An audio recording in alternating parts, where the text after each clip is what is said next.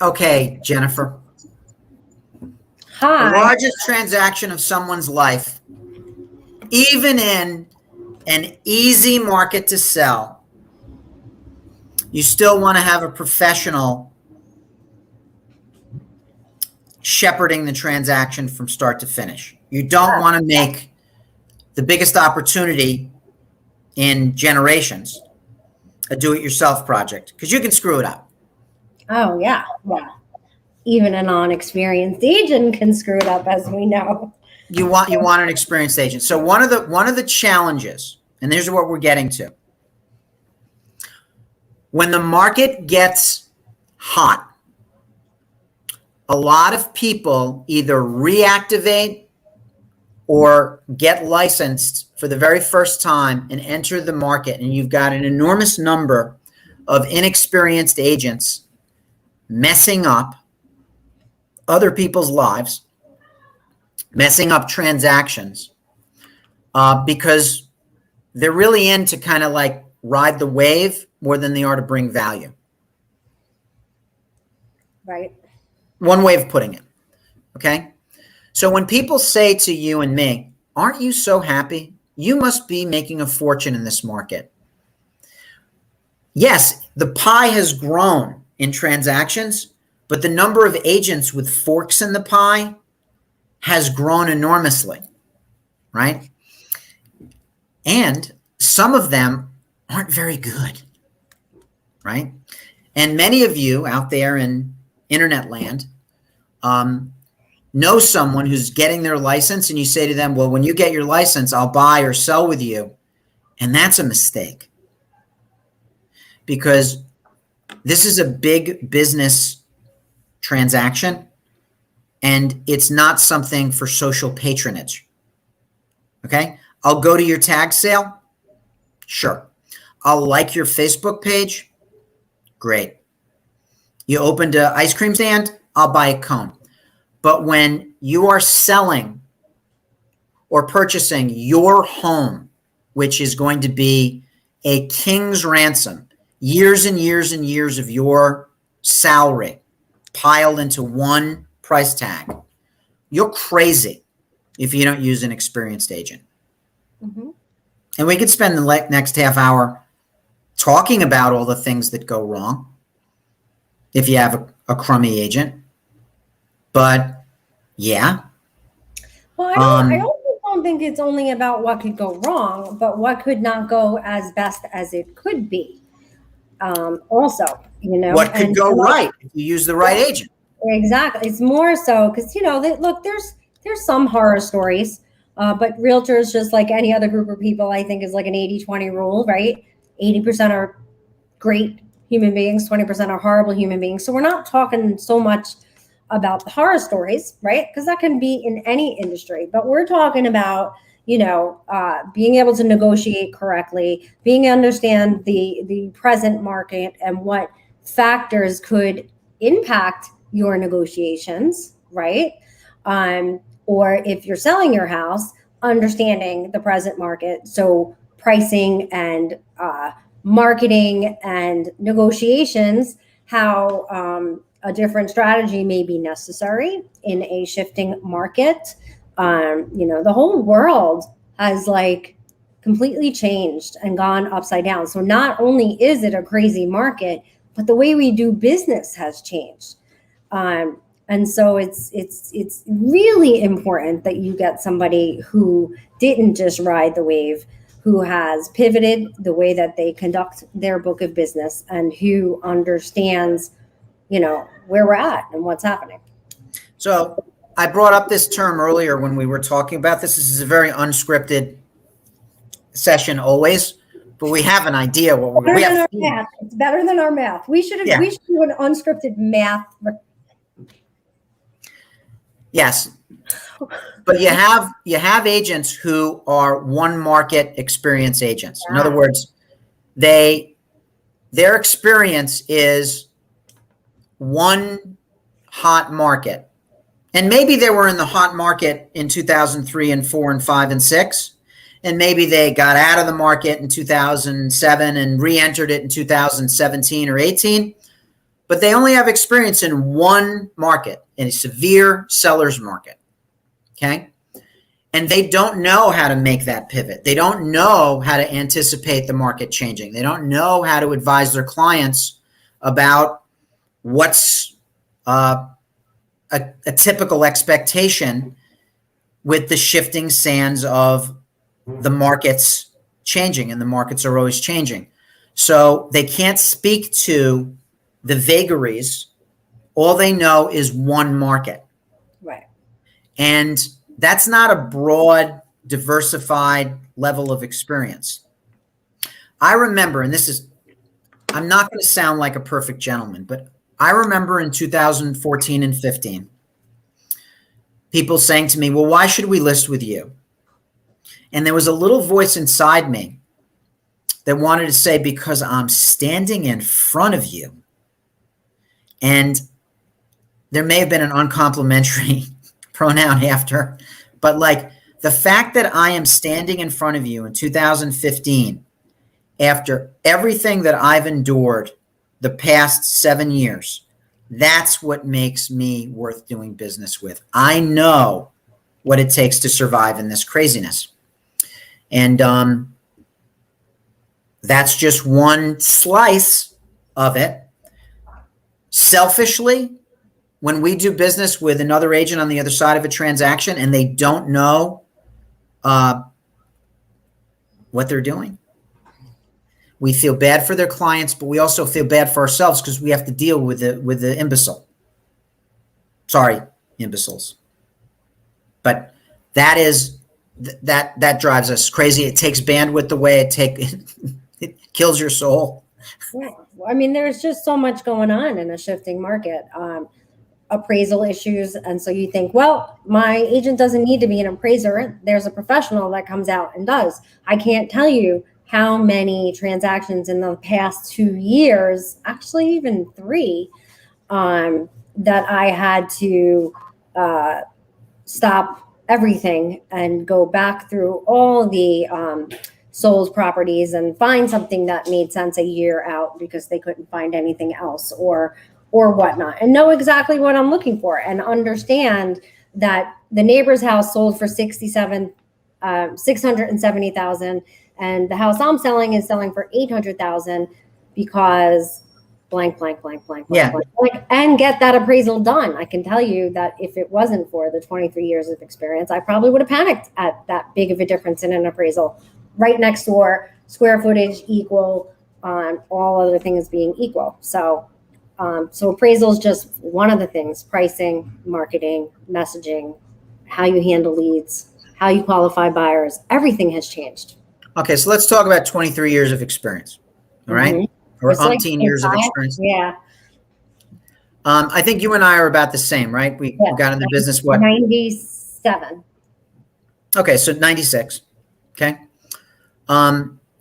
there, being productive in 96, 97, every year, that's what gives you 25 years of experience, 26 years of experience. Yes. Incubating, hibernating for large sections of that has, as has been said, 1 year of experience repeated umpteen times. And when an agent says more than once how long they've been in the business, it starts to become almost like a nervous tick. It almost starts to become like are you going to keep going to that well? Like, for example, are your clients pre-approved? I've been doing this for 30 years. They're great people. I've been working with them for a year and a half. Okay, well, are your clients pre-approved? I'm glad. Thank you for your LinkedIn elevator speech, but are your clients pre-approved? Well, and that example right there, Phil, is the mindset of, what do you call it? A one market agent? A one market agent, yeah. Because they're not doing their buyers any favors by not having the difficult conversation, by not having a proper buyer consultation. So not only is that not okay for the seller, But honestly, it's a total time waste for that buyer. If the buyer is properly educated, they're not going to want to go run around looking at houses without having any buying power, right? Not having a pre-approval, you have zero buying power. You can put in offers all day long, you're not even going to get a response. Yep. And now the market has shifted so much, you cannot really get an appointment without a pre-approval. Which is one of the best things that happened since the pandemic. Who just gave you a hard time because a pre-approval had been expired? No, it was not you. Wasn't me. Somebody we talked to today couldn't get an appointment confirmed because the pre-approval had expired. Yeah, it's a different world. Sellers aren't messing around. It's about time. Why are we letting people just traipse through people's houses? No longer is that just like an open door. Sellers are more discerning. And if buyer's agents don't incorporate that process and make sure that their buyers are ready to go, you're not doing the buyer any favors. No, selfishly, I love to feel sorry for myself when I'm dealing with not a very good agent on the other side, but I really do. Their clients are the one that are really going to suffer. So doing doing the minimal job, okay, having the pre-approval, all of that stuff. People have no idea how hyper competitive it is right now. It is crazy out there. The jokes and the memes that are going around among us are just, they're the best that I've seen in all this time, but the agent that does the mundane, that will do all of the grunt work that is required to cast their client in the most positive light, to give you all the information you need so you can just pass it along to the seller and give them as complete a picture as possible. They're the ones that have the inside track because I don't have to pull teeth and I don't have to do their job for them. Here's the point I was going to make. You're a mom. I'm a dad. You ever hear the quote, "We're only as happy as our least happy child"? No. I know if mama ain't happy, no one happy. No one right. else is Well, happy. Right. Yeah. But as a parent, it's almost like the chain is as strong as its weakest link. As a parent, we are only as happy as our most miserable kid. Yeah, totally understand. Right. So between us, you and I have 6 kids, right? One of your kids is going through a rough time. I don't care how great the other things are going for the other kids. We are having a miserable time, right? Yeah. And it's the same thing inside a transaction. The transaction is as strong as the weakest professional in there.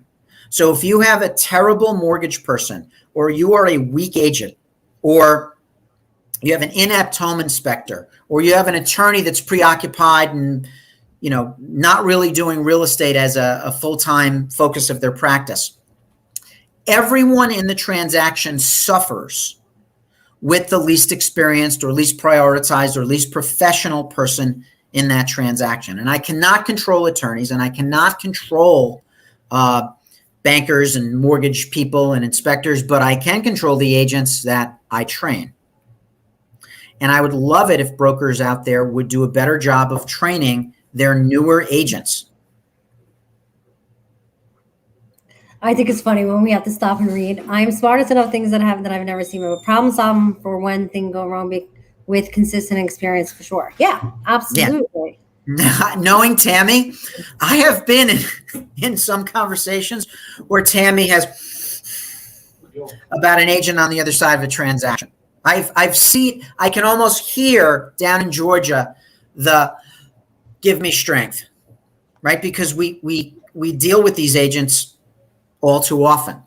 So part of the cross we bear is the inexperience. Bless your heart is what you say. I'm sure those words are uttered. I'm sure those words are uttered. We don't use that term up here.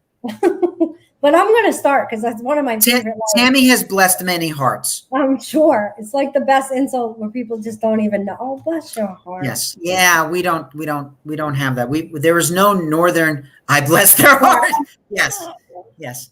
I know you do. In New York, it's called something else, and I'm using that finger. You get it.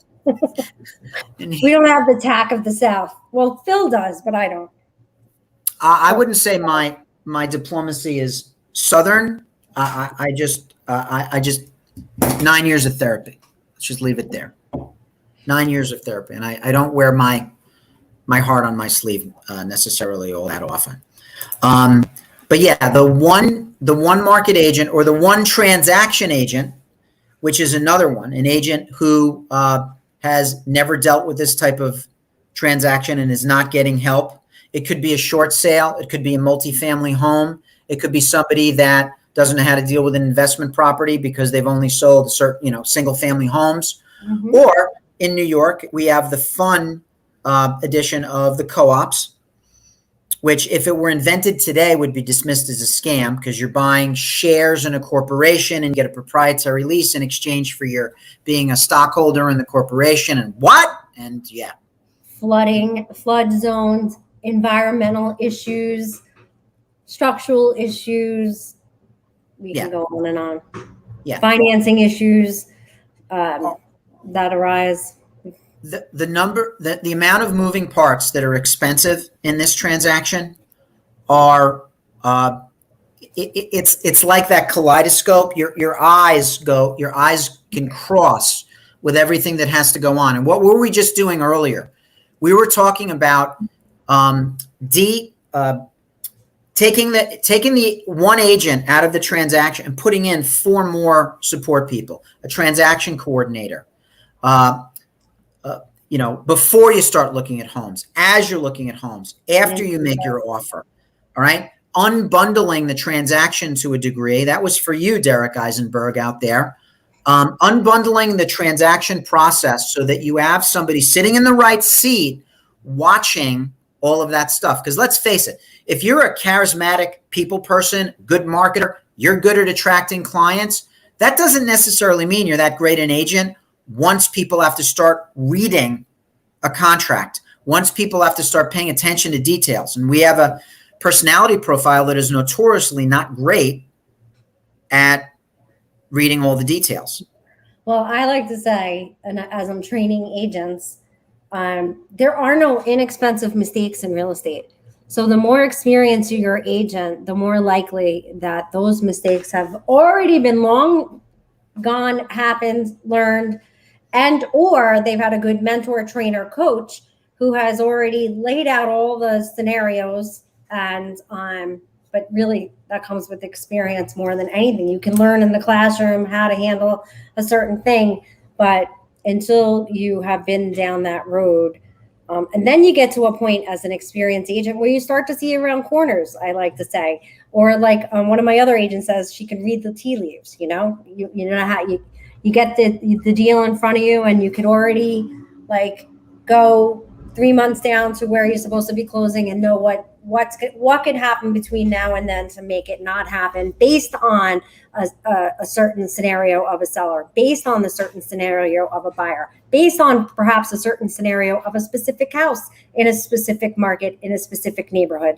Ditto on the buy side. There are like the amount of scenarios that you could come up with it just goes on and on forever. Yeah. Good judgment comes with experience, and experience comes from bad judgment. Yeah. So what can the agent do who does not have a lot of experience? Because join a team, get help. Or join a team or work in a company that has coaches, mentors, and whatnot to take you from A to Z.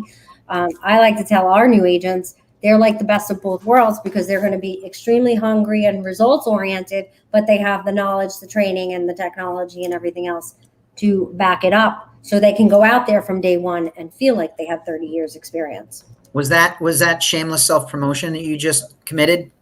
Yeah. Yeah. Okay. Not bad. So if you're not at this brand and you don't have all those things, talk to your broker. Yeah. Demand it. Or your broker is there to help. They should be there to help. And if they're not there to help, get a new broker. get a new partner up with somebody in the company that has experience with this. Do the right job by these clients, because if you do, then they will refer you more people, and maybe you won't deactivate your license every time the market changes. Maybe you'll stick around. Bingo, bingo. And this, as we shift into a more stable market, and that eventually shifts into a very different market, this is the market where you can create raving lunatic fans. What's been happening in the last 15 minutes, agents, the last 15 months is not an easy market. So now's the time where you can really take advantage of having a little more time and a little more opportunity to go through the process in the proper professional manner. And that's the thing. So many of these agents that are of the one type of market, right? They only jump in when it's crazy and they jump out when it's not. But all the process really happens in between. All the good stuff, all the detail, how somebody builds their own book of business, and their process and their level of professionalism happens in between. And so, and all you need to do to hang out in between, all you need to do is ask for help for things that you're not an expert on. Nothing worse than seeing agents on Facebook pages asking questions to agents from other states. Ask your broker. You're not bothering. Yeah, it is always funny to see, like, for example, a Florida agent wax philosophical on something in New York where the laws are different, and we actually have attorneys and we actually have a different process, and we can only speak to our market. Which reminds me, I have a listing right now. One of the clients is 2,000 miles away. Not every sale is a happy one. Sometimes people have to sell property that an incapacitated person owns, or someone's passed away, or whatever reason, power of attorney, heirs, estates, whatever. So client's 2,000 miles away. The client has friends 2,000 miles away who are licensed, and the friends are supplanting me on strategy. They've never seen the house. They don't know the market. They don't know our laws. Yeah. And they were advising the guy to tell me that we have to misrepresent the square footage, and it all gets squared away. It'll all get cleaned up in the disclosure form. There's a disclosure form that does not exist in this state. Is this by a broker from another state? So guess what is common in every state? What is called tortious interference with a contract. Brokers throughout the world, mind your own business when it comes to somebody else's listing, because there's also Article 11, which means we do not speak to something that's beyond our expertise. And I would say real estate in like on the West Coast is not something I would speak to. I would say talk to your agent. I would say if you're not the listing agent, it would be really hard for you to understand all the ins and outs, even if you lived in the same town. So, and I forwarded their broker the email they sent my client with all this malarkey advice. Never heard from the broker. Yeah, of course not. What a shock.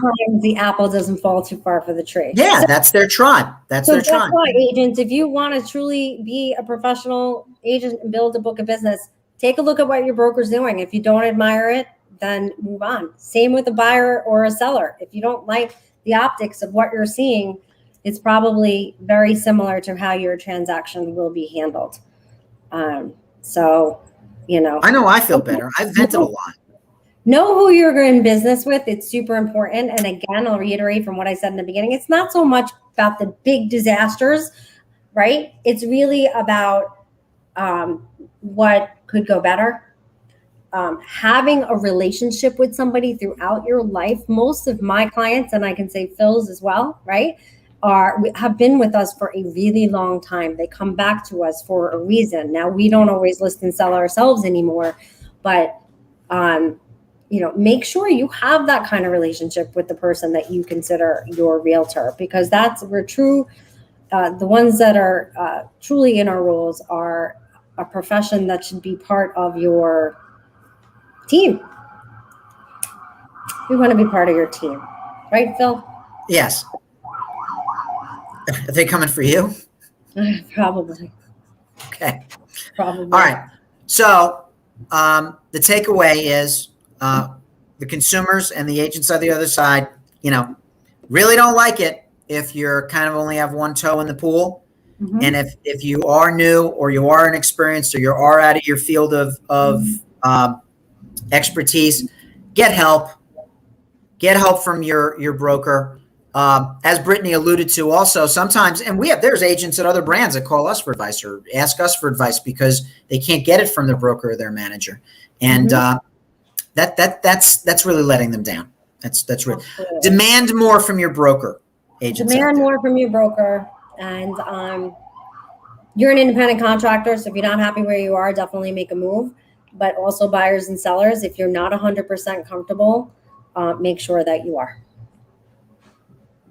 All right. And on that note, it was nice to finally catch up with you today, Jen. Oh yeah.